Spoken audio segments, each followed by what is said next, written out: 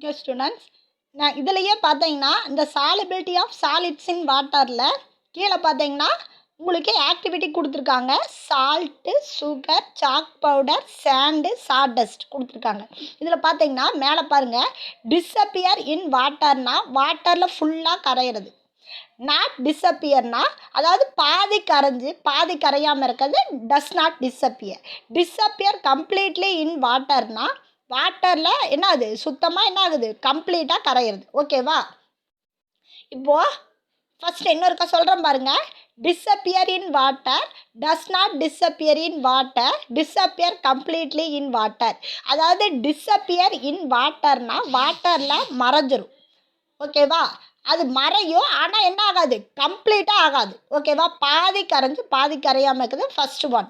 Second வந்து does not டிஸப்பியர்னா சுத்தமாகவே கரையாமல் இருக்கிறது. தேர்டு ஒன் ஃபுல்லாக கம்ப்ளீட்டாக கரையிறது லாஸ்ட். ஓகேவா?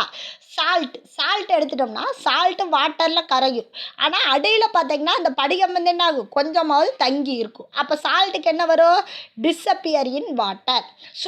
சுகர் என்ன ஆகும், ஃபுல்லாகவே கரைஞ்சிரும். அப்போ என்ன ஆகுதுன்னா டிஸப்பியர் கம்ப்ளீட்லி இன் வாட்டர் வந்து எதுக்கு வரும், சுகருக்கு வரும்.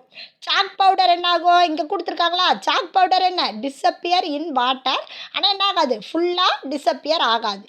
Sand does not disappear, then sawdust does not disappear. ஓகேவா? இதெல்லாம் நீங்கள் 1 மார்க்கில் இந்த கொஸ்டின்ஸ் எல்லாம் வரும், நீங்கள் பார்த்து வச்சுக்கணும். நெக்ஸ்ட்டு பார்த்தீங்கன்னா மிக்சிங்னா தெரியும், என்ன கலத்தல் அப்படின்னு சொல்கிறோம், கலவை அப்படின்னு சொல்லலாம். certain liquids are heavier than other liquids.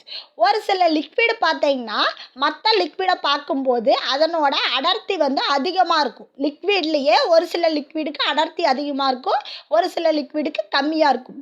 when you attempt to mix liquids which have different densities, they separate when you stop mixing them. இப்போ லிக்விடையும் நீ கலந்தீங்கன்னா ஒவ்வொரு சில லிக்விடுக்கும் டிஃப்ரெண்ட் டென்சிட்டிஸ் வந்து எப்படி இருக்கும், வேறு மாதிரி இருக்கும். ஈஸியாக என்ன ஆகாது, டென்சிட்டிஸ் செப்பரேட்டாக தெரியும். ஒரு சிலது பார்த்தீங்கன்னா ஒரு சில ஆயில் பார்த்தீங்கன்னா வாட்டரில் என்ன ஆகும், கரையும், ஒரு சில இது கரையாது. ஸோ அது ஈஸியாக டிஃப்ரென்ஸ் நமக்கு தெரியும். The heavier liquid deposits at the bottom. எப்பயுமே லிக்விடுக்கு டென்சிட்டி அதிகமாகுதுன்னா அது அடியில் போய் என்ன ஆகும், தங்கிடும். டெபாசிட்னா தங்கிடுறது. லைட்டராக இருந்துச்சுன்னா என்ன ஆகும், மேலே மிதக்கும். ஓகேவா? இதில் இருந்து நீ தெரிஞ்சுக்கலாம், வாட்டரில் லிக்விடை உள்ளே ஊற்றும் போது அடியில் போய் தங்குச்சுன்னா அதுக்கு வந்து டென்சிட்டி அதிகம், மேலே ஃப்ளோட் மிதந்துச்சுன்னா அதுக்கு வந்து என்ன டென்சிட்டி கம்மி அப்படின்னு நீ பார்க்கும்போதே ஈஸியாக உன்னால் தெரிஞ்சுக்க முடியும். இப்போ இங்கே பாருங்கள், vinegar in water, coconut oil in water. Vinegar என்ன ஆகுது, அடியில் போய் தங்கிருச்சு. இதே கோகனட் ஆயில் என்ன ஆகுது, ஃப்ளோட் மேலே மிதக்குது. பார்த்தீங்களா? வாட்டர் தனியாக ஆயில் தனியாக தெரியுதா? இதுதான் அதனோட டென்சிட்டி. ஓகேவா? ஓகேம்மா, கீழே அதெல்லாம் உங்கள் ஆக்டிவிட்டீஸ் தான் கொடுத்துருக்காங்க. இது எதெல்லாம் மிக்ஸ் ஆகும், எதெல்லாம் மிக்ஸ் ஆகாது அப்படின்னு கேட்டிருக்காங்க. இது நீ ஆக்டிவிட்டீஸ் வீட்டில் இருந்தால் செஞ்சு பார்க்கலாம். Okay, next